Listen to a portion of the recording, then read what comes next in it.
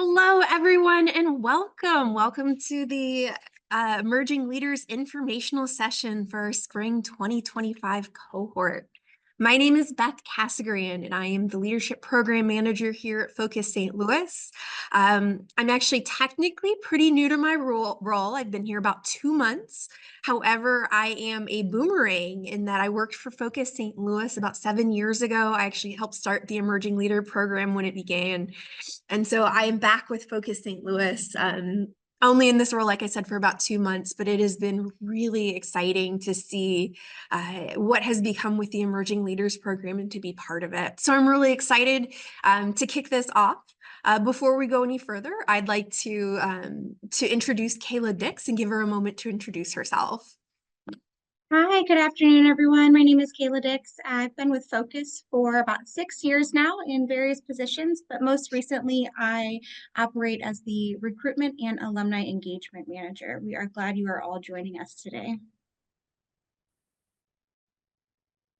So today I'm going to go through a little bit of a program overview of what this program is, what to expect from it, a little bit more information. But the meat of what we're going to be doing is we have some fantastic alumni who have joined us, and they're going to answer some questions that I have for them. And then we'll open it up to question and answer from the participants. So just as an overview, Emerging Leaders is one of the Focus St. Louis leadership programs. Focus St. Louis provides diverse leaders with civic awareness and powerful connections needed to be collaborative change makers who advance a thriving region for all.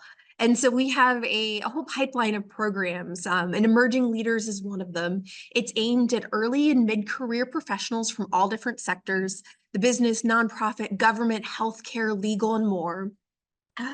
The time commitment for this is a 4-month program. We do run it twice a year. We run it in the spring and the fall.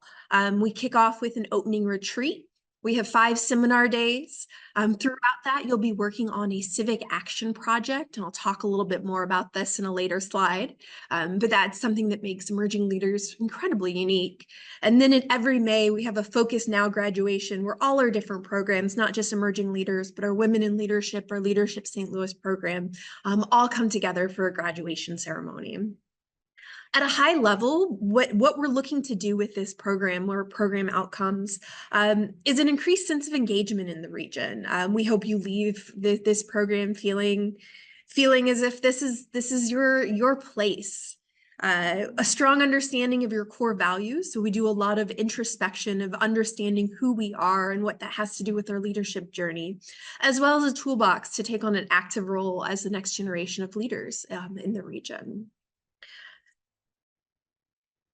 So what to expect, that's led by our experienced facilitators, subject matter experts, and regional leaders. So as I mentioned, we kick off with an opening retreat. Our seminar days are both full and half days. They feature things like interview, panel discussions, presentations, small and large group discussions, leadership exercises, reflection time, and more. Like I said, I'm going to circle back around to the Civic Action Project in just a moment, but it's a small group peer learning experience. And you get a complimentary Focus membership during your time in the program. And so what to expect, I do like to make sure we cover that every program actually looks a little bit different based on the needs of each class. But the meat of it, we cover leadership styles and your personal leadership values. We do some skill building, such as communication, presentation skills, giving and receiving feedback, and networking. We work on building a culture of diversity, equity, and inclusion. We bring an overview of the St. Louis region as well as key issues and challenges. We have lots of civic-minded leaders that come in for panels and discussions, as well as lots of ways to get involved and connected, as well as finding out your why as a leader, doing the self-introspection of figuring out what is it that makes you tick and what is it that you bring specifically to the table.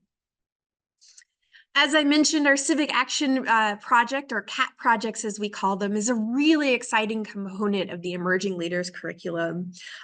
We work, there's about the emerging leaders split into groups of about, I would say, 4 to 7, just depending on the group, to work with an organization on something that they have specifically identified as a problem, as something that they want to focus on.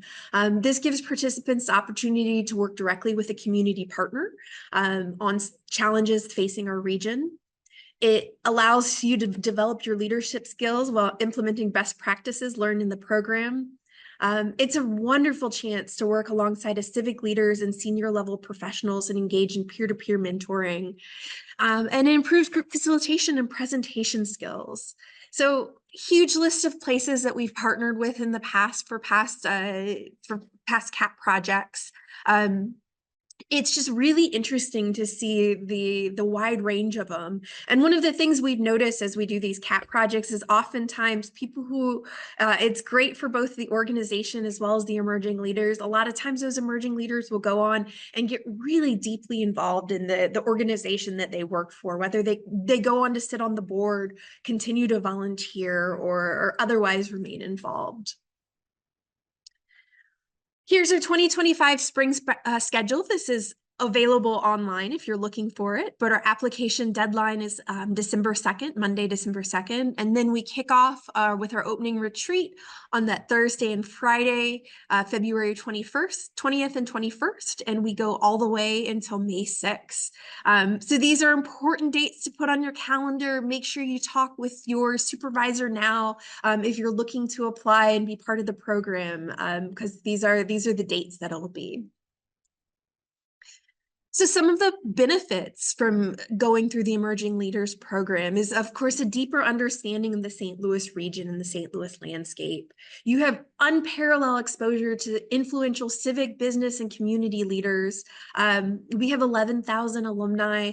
There's a focus effect where once you've gone through a focus program and you start talking to people in the community, you will be shocked at how many people are like, oh yeah, I went through Leadership St. Louis, Women in Leadership, Experience St. Louis.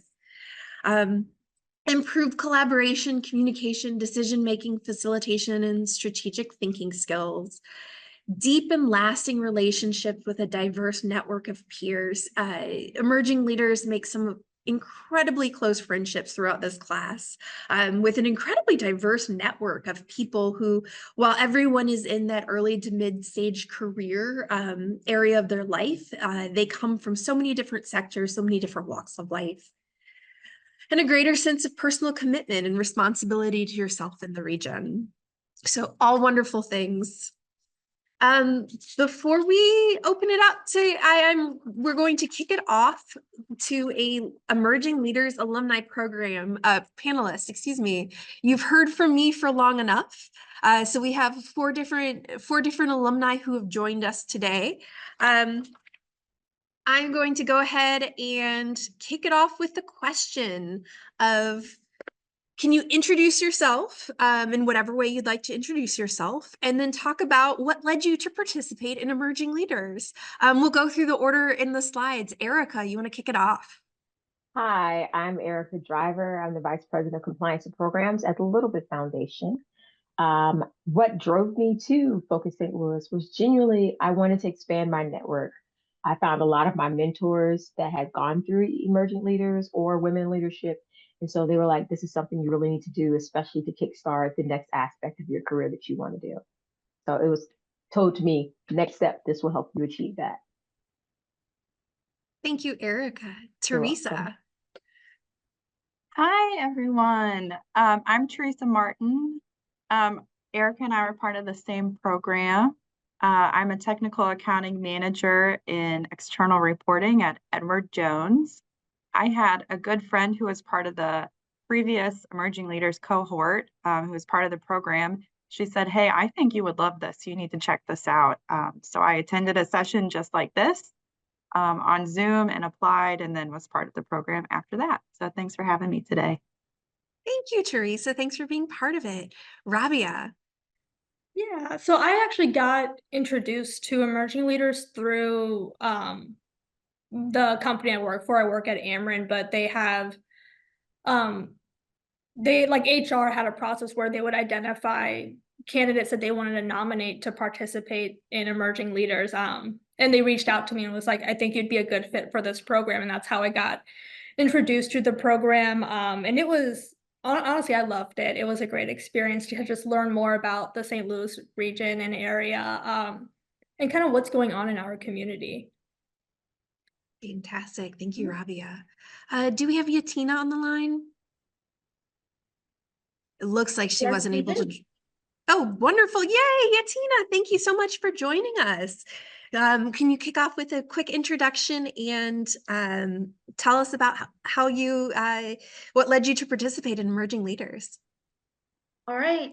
Morning, everyone. Thank you so much, Beth. And I'm excited that you're all on this call trying to find out or get more information about emerging leaders with focus. So, how did I find out about emerging leaders? At the time, I got the application link from a mentor and friend who was in the leadership program at the time. So they sent that to me and they said, hey, I think you would be great for this. The organization that I was working with at the moment was not sponsoring, so that was something I did on my own. And then, what were the other questions? I apologize. No, that's perfect. Thank you. All right, It's the, and I'll share what I'm doing currently. Thank you. yes.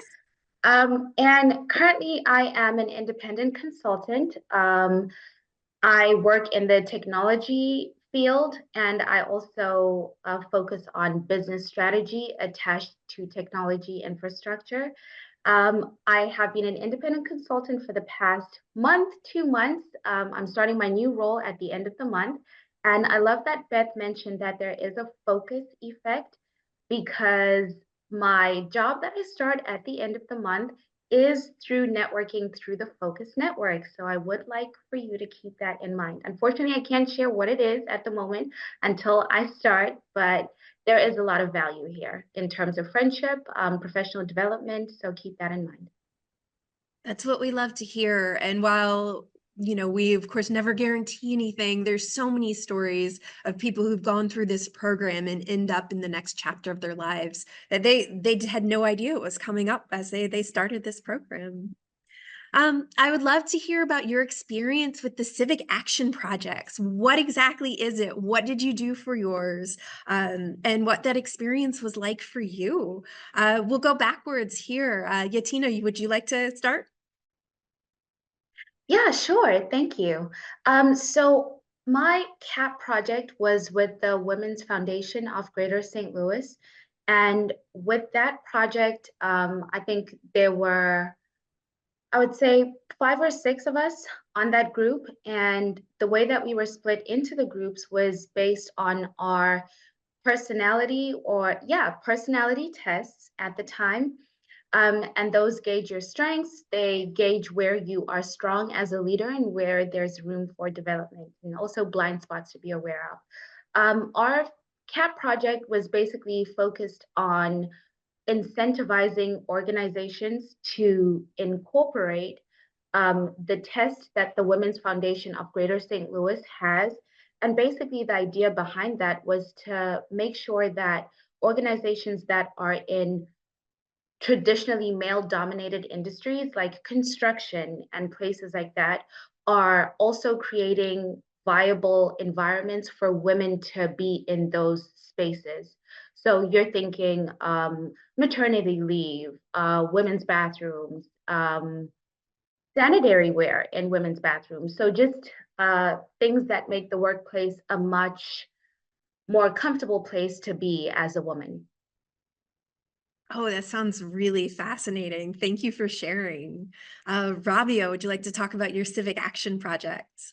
Yeah, so I did emerging leaders in, I think, around, this time last year, in the fall. So the project I got assigned to, um, was addressing the digital divide in St. Louis. So we were actually working with, I believe it's St. Louis Development Corporation, and they were kind of partnered with the mayor's office as well on how do we kind of bridge the gap and get, access, like high-speed internet access to places where it may not be there. Like we found like there was a bunch of data that they brought in, and they had found like, areas in like kind of North County or East St. Louis, kind of those areas were the ones that didn't always have access to reliable internet or reliable internet speed. So it was just like so the project really focused on how can we work and reach out to those communities,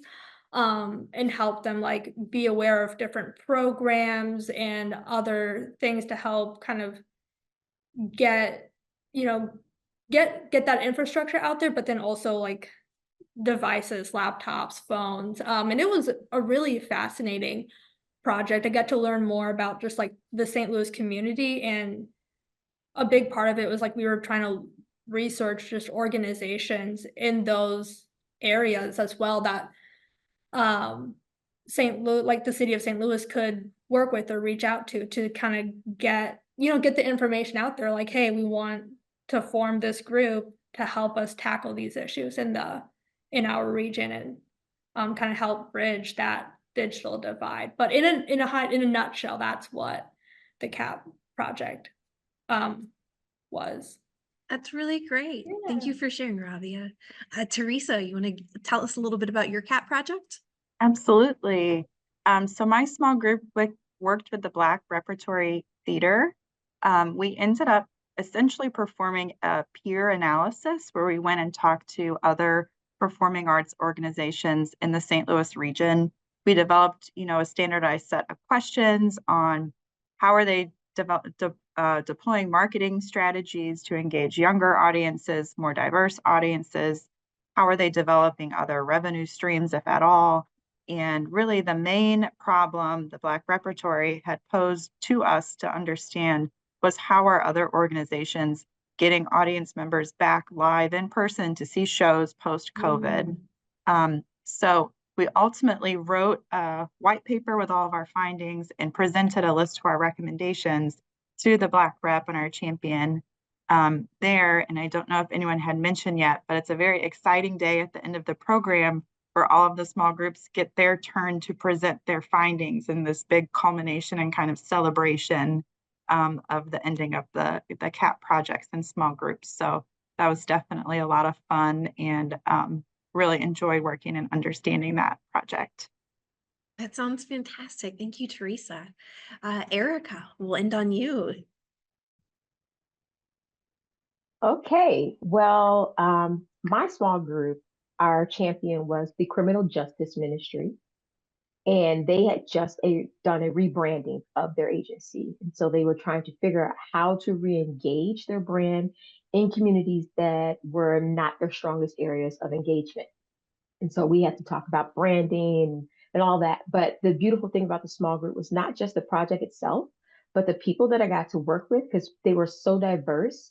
We had a lawyer, we had a college professor, healthcare, community engagement, nonprofit, like state of Missouri, all of us from different perspectives addressing this one issue and challenge, and using those tidbits of information and knowledge to help address that challenge and bring it all together.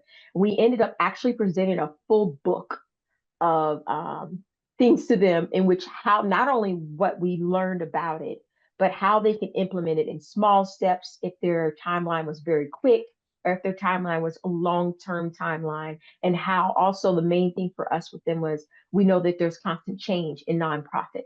And so we looked at a perspective that it didn't live with one person, that this was something that could live within the agency, not just with the one person that is over the agency. So that was These our are all capstone.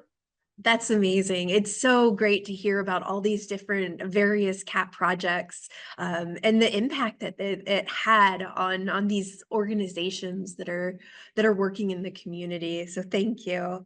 I'll put this out to the whole panel, and we can kick it around.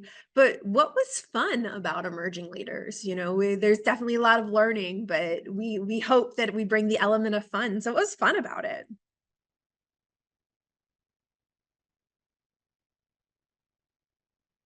I'm seeing some people think. So I'll dive in first. Thank you. Fun was definitely our happy hours. So our cohort had tried to have a happy hour after every time we had a session or a seminar. And we found that during the seminar, we were working on professional development and personal development directly linked to that. But during our happy hours, I feel like that's where a lot of our friendships were forged. And I still have friends who I meet regularly from our cohort. So I think that was a fun part about it, forging those friendships at the happy hours. And also, what was also fun about it was all the places that we got to go.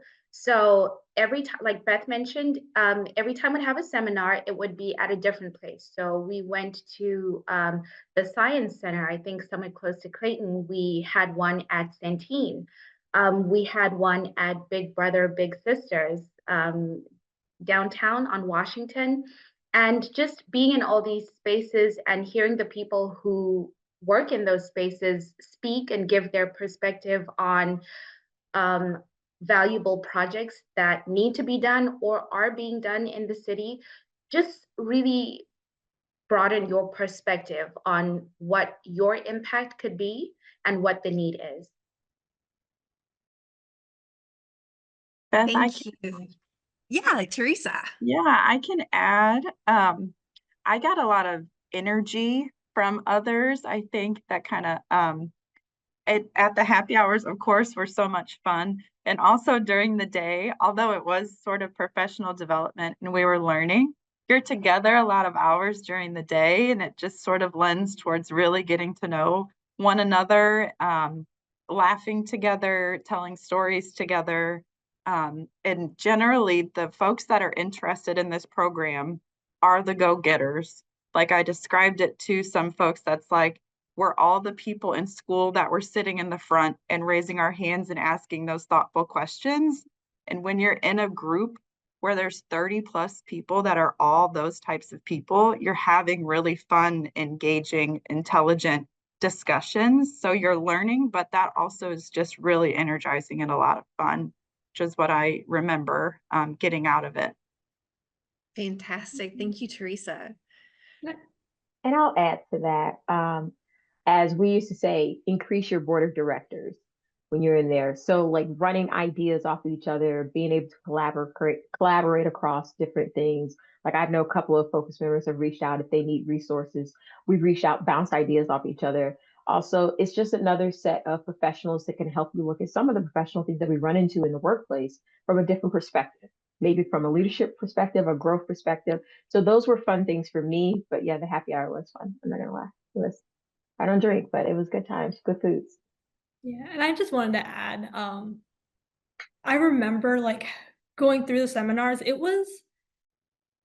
just remember it feeling like such a safe space. Like it was a place where we truly can speak our mind without judgment. And it would be, and the reception of, someone's opinion or someone's thought would be like, that's really interesting instead of kind of like the latter. So I think that also just made like the whole environment and the group of people you're with just made it feel very comfortable, and like it was very easy to kind of just talk to each other, get along.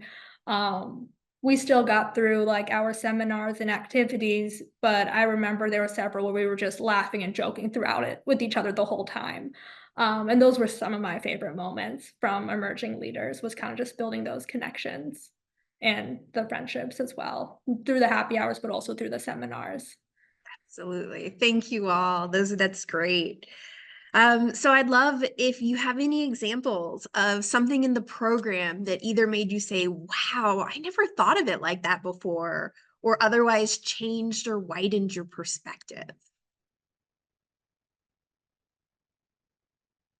I remember on one of our seminar days, we did an activity where we had like on a slip of paper a statement, and I remember mine was I don't believe in the First Amendment, like free speech. And then we had to make an argument that supported that statement, whether that was our personal belief or not. So I would say that exercise was very interesting because I remember like my statement was like, I don't agree with this at all, but I had to develop an argument that supported a statement that wasn't my own opinion. So I feel like going through some of those exercises helped me become a better, you know, for both professionally and personally, like a better communicator because it forced me to like think outside of the box on how I would normally think, but then also have like through those exercises, we would have like the debate and conversation with others. So that was one thing that really like kind of stood out to me and I do remember and kind of carry forward with me. So thank you, Rabia. Erica. Actually, there were two. One session we had on networking. And the networking piece, it was, I know for everybody else, networking, some people hate small talk. I'm one of them. But it broke it down in a way that made it like, how do you eat the elephant bit by bit? And just breaking down the process of how you do that and making it not such a arduous task where you feel drained afterwards, especially for an introvert. It can be draining. So that was one. And then the other was when we did some bonding in our larger group sessions, it was a step up or step back where we asked compelling questions of each other. And if you agreed with that, you didn't have to say anything attached to it, but you stepped up and it's like, yes, I've had to address this, or yes, this has been an aspect of my life I've encountered. So those were the two most for me. Thank you, Erica. Those are great. I can Teresa, share one. wonderful. So this was we had a panel on DEIB, diversity, equity, inclusion, and belonging. And one thing that's so nice about the program is, at workplaces and schools, we all have DEI training that's pretty surface level. It's kind of a check the box. This is so much deeper than that, and so engaging. And I remember a man on the panel who works for BJC in DEI had said, who doesn't want a safe space when they're using the restroom? Who wants a little thing you can see through in the stall?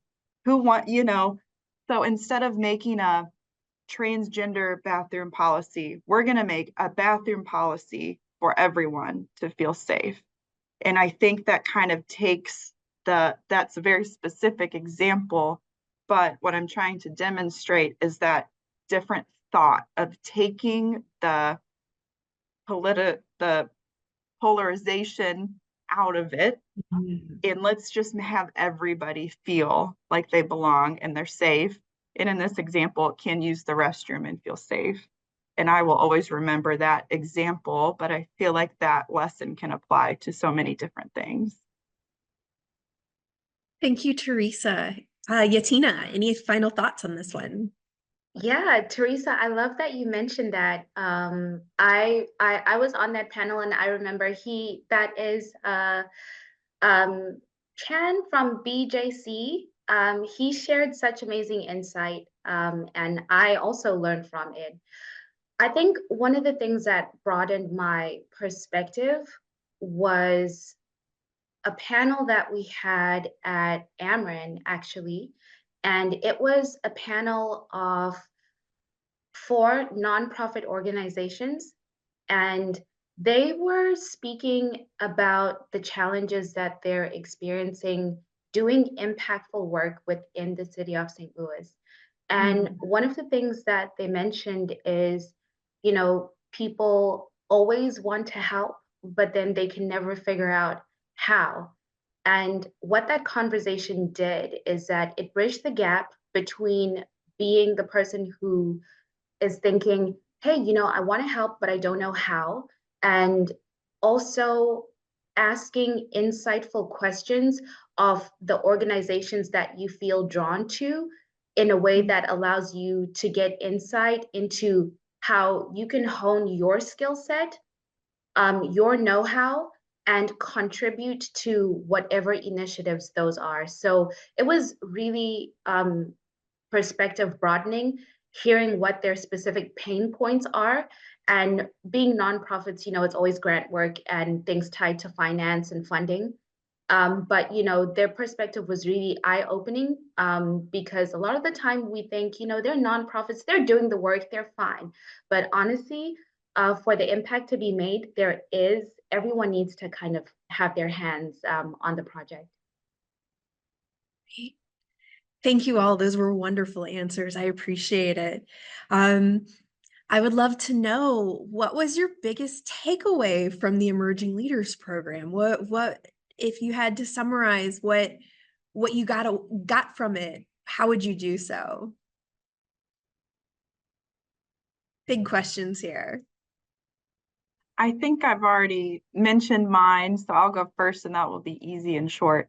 As the energy, I think I left the program feeling very energized by meeting so many different people with unique perspectives, but all sort of invested in the region. Gave me a lot of energy. Fantastic. I would say, emerging leaders, being part of any network, you almost want to attach the magic of the network to what the network is. But honestly, the relationships that you form they'll only work as much as you nurture them, is one of the things that I've realized. So you're not just going to sit down in a class and be part of a cohort and then reap the spontaneous benefits of being part of Focus. It's something that you have to invest in. So you actually do need to speak to people. And being part of that group, you'll find that there's some people who are extroverted. You'll find that there's some people who are more introverted. And it doesn't mean that there's less value there. It just means that you actually have to nurture conversation to get to know how you can work with people in different industries. And there is the tendency to only think you'll find value from people who are working in similar industries. But honestly, you can gain perspective from people who are if you are in tech, you can gain perspective from people in finance, from people in construction. So honestly, reach outside your industry, reach outside your own skill set, because that's really what makes you more of a robust person when your network is equally robust and you nurture it. Absolutely. It doesn't happen spontaneously. Thank you. I'll speak. Actually, for me, for Focus is twofold. A benefit of doing Focus St. Louis programming. One is that I have a chat room full of, Teresa's got the text while we're on it, of cheerleaders within our own cohort that we cheerlead each other on and getting awards. If you've made a change, you've got somebody that's cheerleading you regardless of how their day went. They're still cheerleading. There's 35 of us in this text message. So imagine how sometimes the conversations go left. But that's one. And then two, just being a part of the Focus Network itself. So I will be attending one of the Focus dinners, which is one of the benefits, not only of the membership, but also of being one of the emerging leader graduates, that allows you to broaden your network horizon, get that professional development experience from others who can help garner more growth in your career. So that's really genuinely for me. It's a twofold engagement. Like, I'm gonna say your name wrong again, Kiatani, and you get me every time. So charge it to my head, not my heart. But like she said to me when she spoke in the panel that Chris spoke on, it's about genuinely making an effort to do it. You gotta put in the dirty hard work on yourself as well as the work to engage with other people. If you don't, you're just doing another program. But Focus, it will push you to do it and you will benefit tremendously from it. Fantastic. Rabia, you want to bring us home? Yeah. So I know a lot of, kind of some of our other panelists had talked about, like, just the networking. What I really took away was, like, I wanted to kind of get involved with the community, but I wasn't sure how. So I feel like going through the Focus program really helped me expose me to other, you know, areas and ongoing efforts in the St. Louis community to help, where I can get involved and start, kind of making a difference, because, you don't know what you don't know. And it was just a great place to kind of get introduced and start getting some of that awareness of, like, what's happening in our region and how can we get involved. And I think that was kind of one of the biggest takeaways for me. Great. Thank you so much. Before we move on, I have one final question, and it is there anything you wish I asked or anything that you think is worth sharing with the 80 people who signed up to do this informational seminar? Anything else that you'd like to share?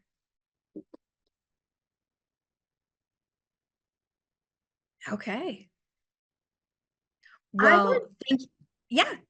I would like to, I guess, open it up to the floor if there are any questions that we haven't addressed. I think that might be useful. But I think one of the things that I would ask, or I think that people ask a lot, is what are the challenges? What are the things that you found challenging within the program? And honestly, in retrospect, it's everything is just sweet. I will say that.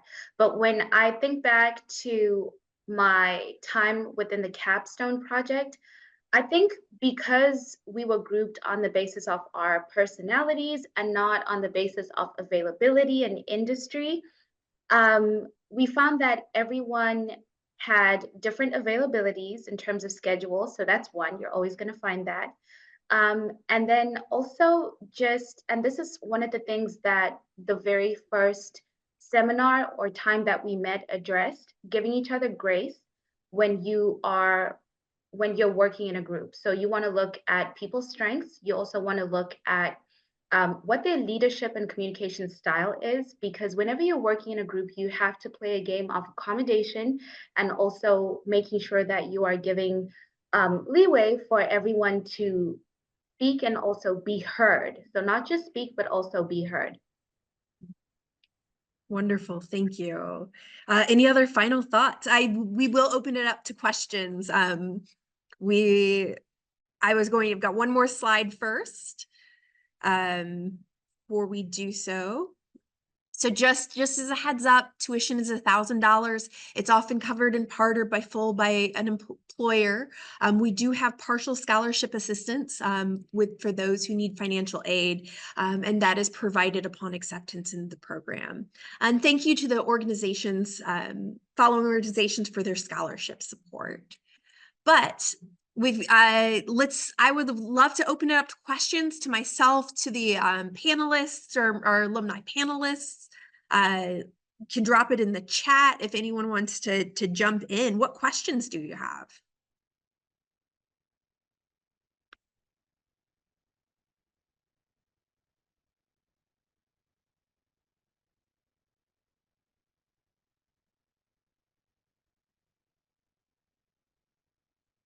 Good afternoon. Can I ask a question? Yes, please. Thank you, Beth, and everybody so much. I'm Shu Schiller from Mamso Business, and it's nice to see a great group network of alumni coming together. So I wonder if the leadership team altogether would have regular alumni engagements even through the program and after program completion. And could somebody talk from that perspective? How valuable do you find these engagements? Thank you. I saw some head nodding. Would anybody like to talk about any of the alumni events that you've been to? Erica. So I've attended a couple of the networking that are offered along with the membership, but our group as a whole, we have a whole group chat in which we communicate and engage that way. So we bounce things, like I've engaged with one of my peers who is in the banking industry and how we parlayed services. Another, his agency was looking for how ways his agency can volunteer. So there's different ways in which you can use those connections to support each other in the community, as well as support each other in your own field. So I've actually three, and then one, I'm trying to find a mental health therapist for his school. So those are types of ways in which we've engaged, and we've used the partnership to help benefit the area in which we're specialists in. Hope that answers your question, Shu. Okay. And we do have a wide variety of programming that we offer to alumni. We have our What's Right with the Region awards every May. We have a forum series, lots of just continuing opportunities that pop up. And I participate in all of those shoes, and they're well worth it. So just chew in there. Thank you for your question. We do have some in Okay. the chat, Beth. Thank you. Okay, how would you describe the overall time commitment? I can, besides the program dates, there is some occasional homework. It's not very much. Oftentimes it's more set as like, this is for you to look at if you're someone who needs a little more time to process ahead of time. Outside of the seminar days, the CAP project typically takes, I would say, about 15 to 20 hours over the course of those 3 to 4 months.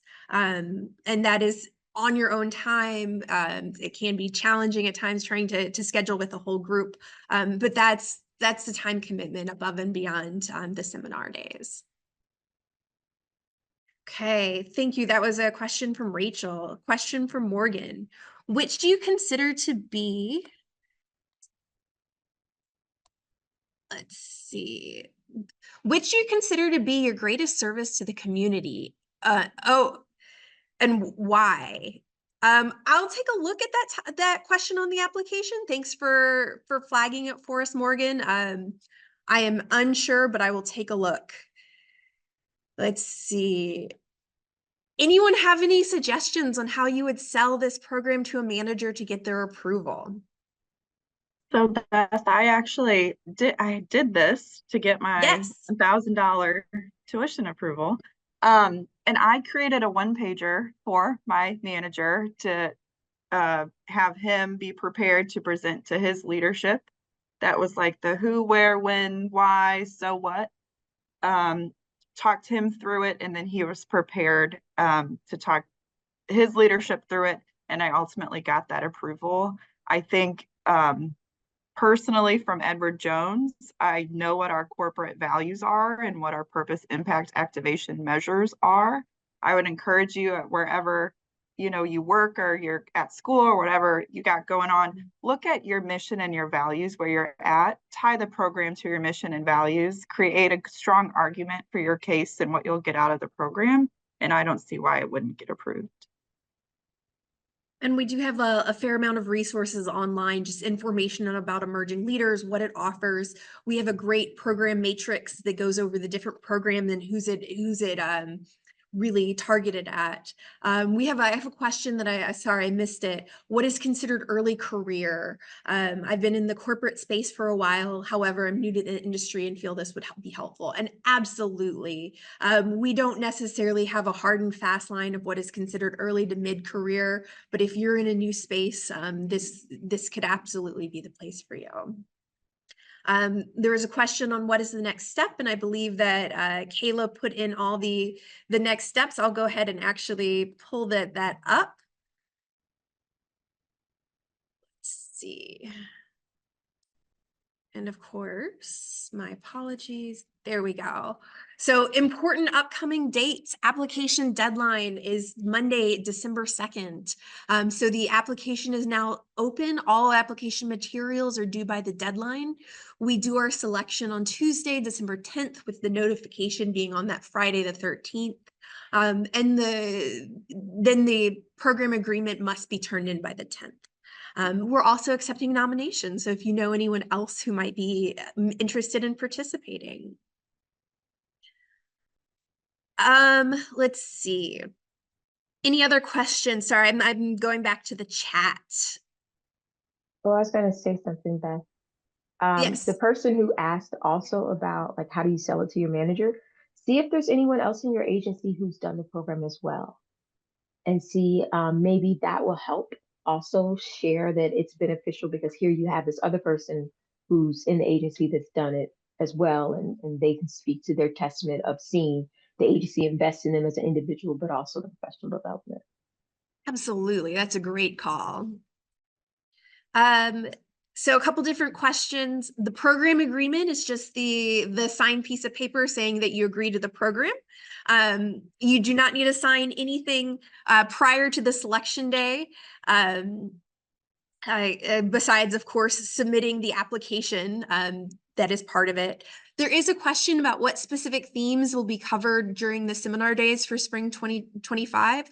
Well, we'll generally go over the ones we covered. A lot of those specific panels aren't decided until the very first class, where we see exactly what the class is interested in. So a lot of the conversations look very similar, but we have different focuses just depending on who's in the room and what that class needs and wants. What happens if you can't attend a seminar day due to prior work or personal engagements? We do ask that you get this approved with your supervisor ahead of time. We do understand that life happens. I believe you can miss up to 2 dates, but we really suggest you miss none if at all possible. It's important to be there as much as possible, but we do understand that sometimes things happen and you have to miss one or two. We just ask that you communicate with us ahead of time. Great. Well, I'm so excited I'm really excited that we got to do this, got to go over all this information. If anyone has any questions, please feel free to reach out to me directly. My name's, like I said, Beth Casagran. Here's my email. I want to thank the four panelists who came and talked about their alumni experience. Thank you, Teresa, Erica, Yatina, and Rubia. I really appreciate it. Oh, a couple more chats in the let's see, a couple more questions. I want to make sure I've got everything in the chat addressed. Thank you. The application is, yes, what was submitted. The not to be here, that was just signing up to be part of an info session. There is a larger application that's online. Okay. Great. Lots of thanks in the chat. And I want to thank you all for your time. Y'all have a wonderful rest of the day. Thank you so much.